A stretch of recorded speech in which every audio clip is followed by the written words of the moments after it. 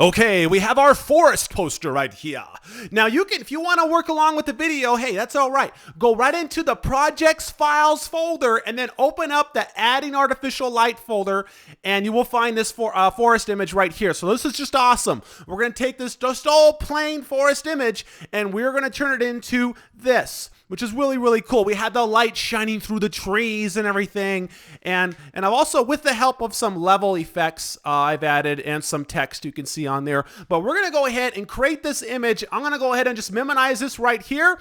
And the first step is just come right up here to filter and come right down here to render and select lighting effects. I'm gonna go ahead and select spotlight right there. And this is a, wow, this is a big light here. I can click in the middle there and move that down a little bit.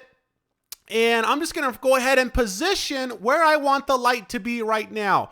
Okay. And what's really cool about the spotlight is we can actually grab the edges and we can make it narrow. We can widen it up a little bit. You know, we have a lot more control with the spotlight. Okay. And as you can see, when using the spotlight, we also have a focus adjustment right here that becomes visible and usable. So that's really cool. So I'm going to go ahead and just adjust this and let's see how the light is going to look here. I'm just going to go ahead. That might be a little too big. I'm going to go ahead and just resize this down just a little bit, just right about there. And just go ahead and position that right there. That's looking pretty good right there. The light's coming through, but it looks like to me, I'm probably going to want a little more light at the top there. So I'm going to go ahead and increase the intensity just a little bit. Wow, look at that. Isn't that cool? The forest is on fire. Okay, so I'm just going to work with the light here now. This is all about experimentation. I might have to do this a couple times, but I've done it enough times. I can probably get it the first time. So ambience, I'm going to go ahead and just turn that up a little bit. And you can see when I turn up the ambience, we are getting the outer areas around the actual area where the light zone is actually becomes lighted a little bit. You can see if I turn the ambience all the way up, you can see the outside is a little lighter, and that will make the transition on where the light is and where the light is not. That'll make that transition a little smoother from there. Okay. And or if we don't have that, then we're just going to see this more of a, you know, it doesn't look realistic. We have this like little border going around like, what is that? That doesn't look like anything very cool. So we don't really want that effect. We want more of a cooler effect.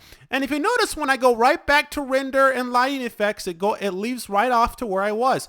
And that's really cool. So I'm going to go ahead and increase the ambience a little bit so we have more of an outside light. Let me adjust the focus just a little bit. You see that when I turn the focus slider over to narrow a little bit, we narrow the lighting a little bit, and that'll add a little more better transition from where the lighting is here. But check that out. I'm going to go ahead and just rotate that, you know, just have it coming down at an angle or something. That would be pretty cool.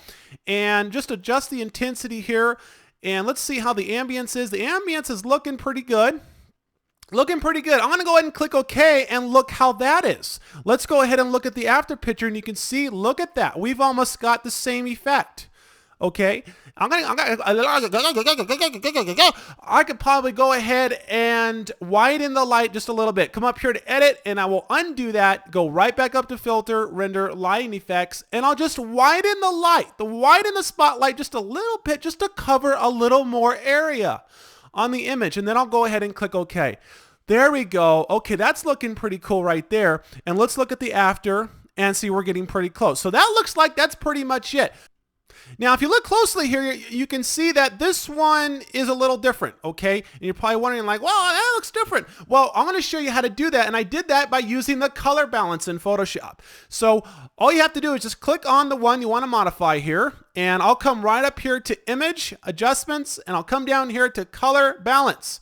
And by using the color balance, I can actually add more of this or that or whatever I want to do. I want some more greens in there. I can add more green. If I want more blues, I'll do that. And you can see it's getting more closer to the color I have over here. Isn't that cool? I can click on shadows, and more of the darker areas will become more blue. You see that? Not too much, but blue actually kind of has that midnight color to it, which is really cool.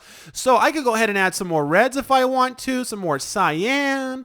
You know, it's all up to you. And I did it using the color balance. Okay, so look at that. I'm going to add just a little more green in there, just about like that. Make that bottom part there light up a little bit. Check that out. Isn't that cool?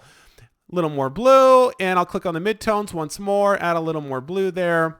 And there we go. I want to go ahead and click OK. And to add the text, all I did was just select the type tool and click on the image and then add the text. Or I can just drag the text over from this image. Let me bring in the layers palette really quick. Here's the layers palette, and it says Forest of Dreams, okay? And all I have to do is make sure that type layer is activated.